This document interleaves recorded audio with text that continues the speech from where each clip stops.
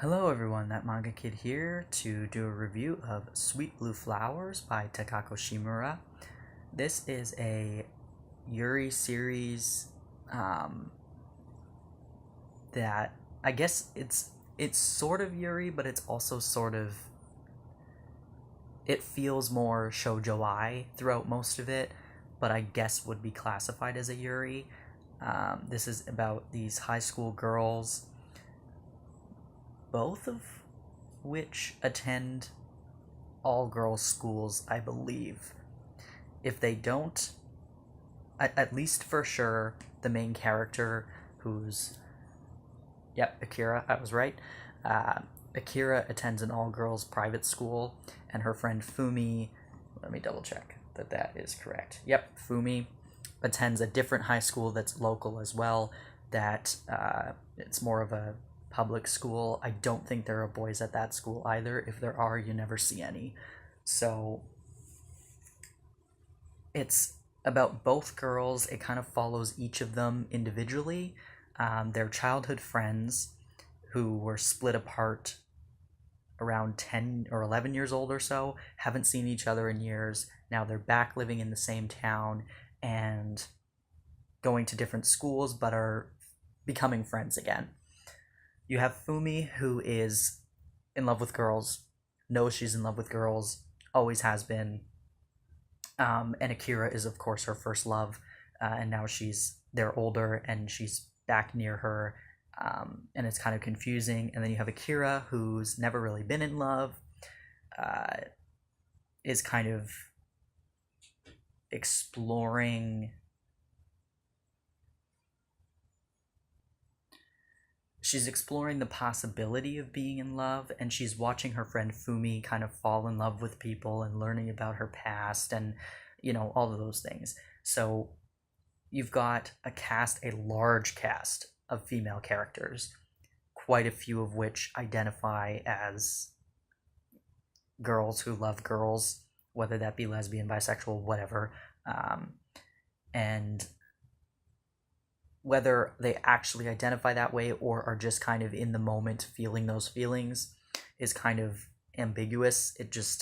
Fumi is obviously gay. She's very clearly gay. However, a lot of the other girls who are just kind of feel like it's just kind of going with the flow, and because they're at an all-girls school and there happens to be a handsome girl, they're just kind of going for it.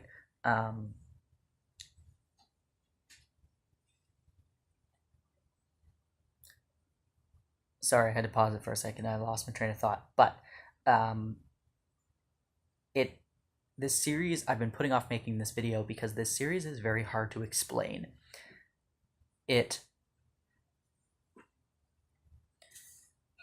isn't a flowing story.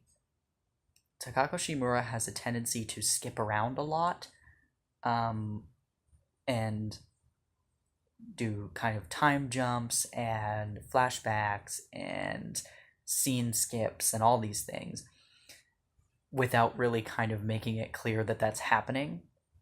So they'll be in a cafe having a conversation, and then all of a sudden they're at school and it's like 5 days later and they're having a completely different conversation, and you're like, wait, when did that happen?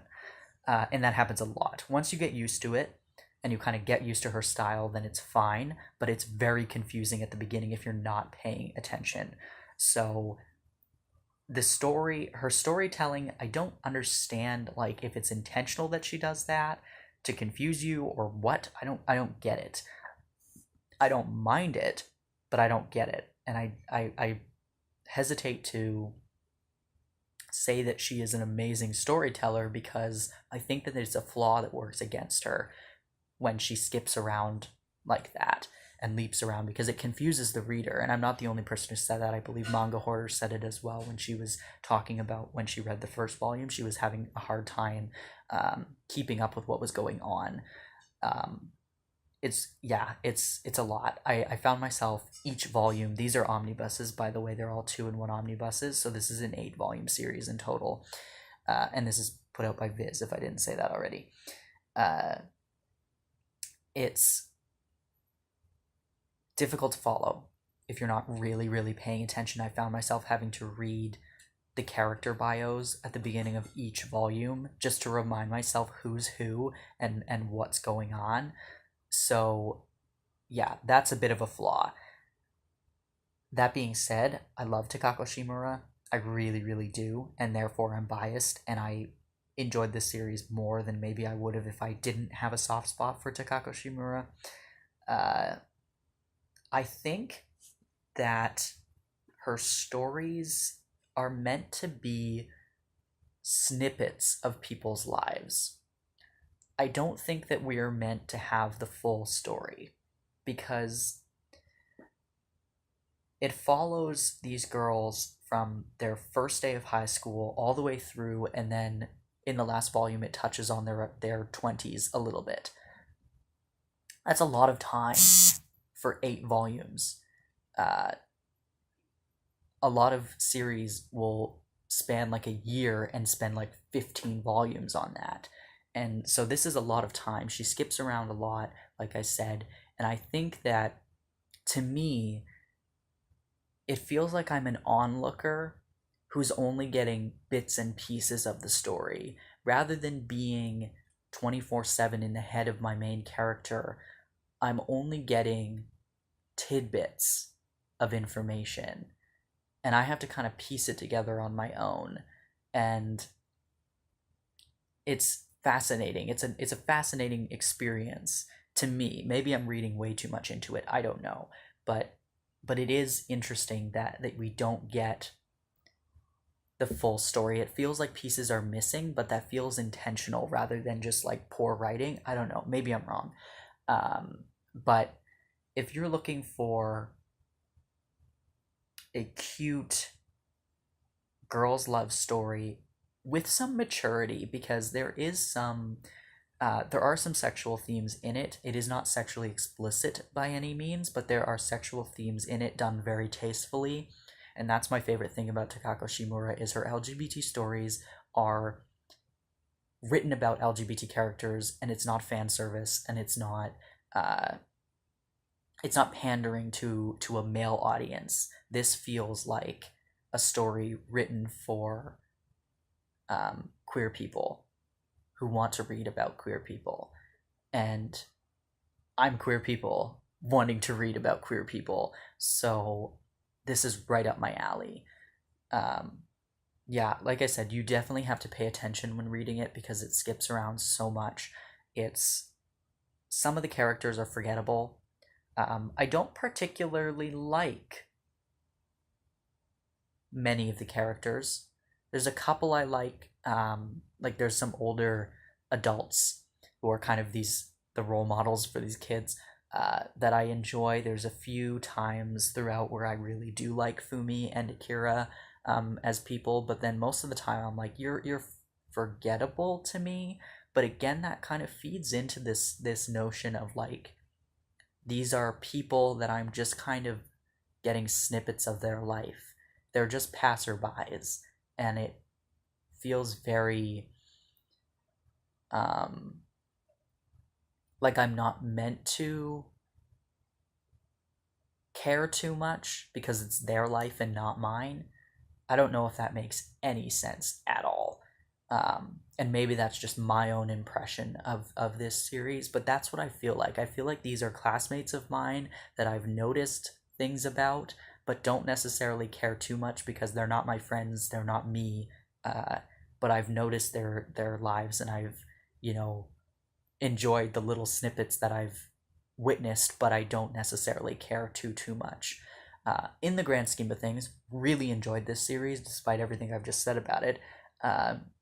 And I would recommend it, especially if you identify in the LGBT community and you want to support Viz picking up more Yuri and Yaoi titles and stuff like that.